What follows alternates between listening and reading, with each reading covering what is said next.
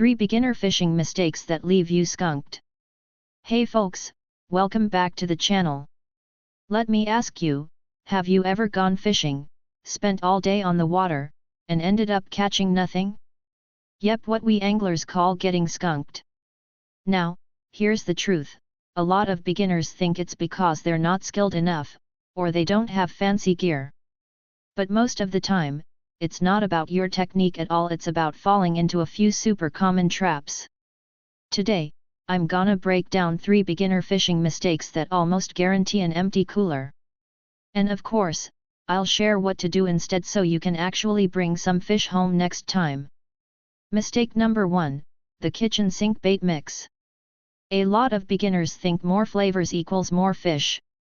So they'll toss in some smelly bait, add a sweet scent, maybe even a splash of booze flavoring, basically making a big messy stew. But here's the problem, fish are picky. Too many smells at once can actually turn them off. What to do instead? Pick your target fish and match their diet.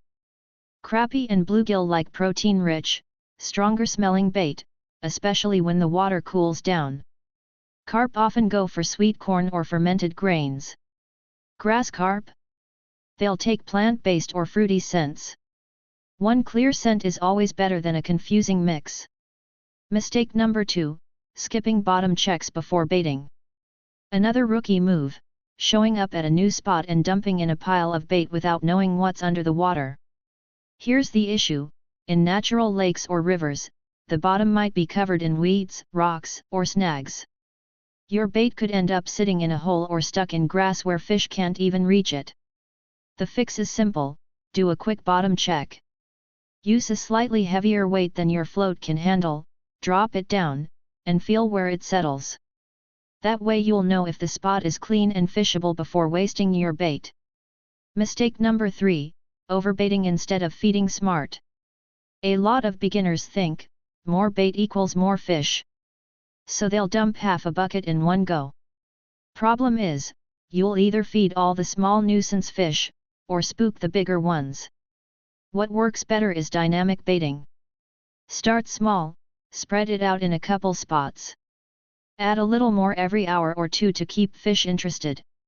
If you're at a well-fished spot, you can bait heavier since fish are used to handouts. But if it's a fresh, untouched spot, go light, otherwise, the fish won't trust it. Think of it like hosting a barbecue, you don't dump all the food on the table at once. You bring it out in waves to keep people around. Same thing with fish. So, to recap. Don't throw together a random bait soup. Always check the bottom before baiting. Feed smart, small, steady, and strategic. Do these 3 things, and you'll dodge those beginner mistakes that leave so many anglers skunked.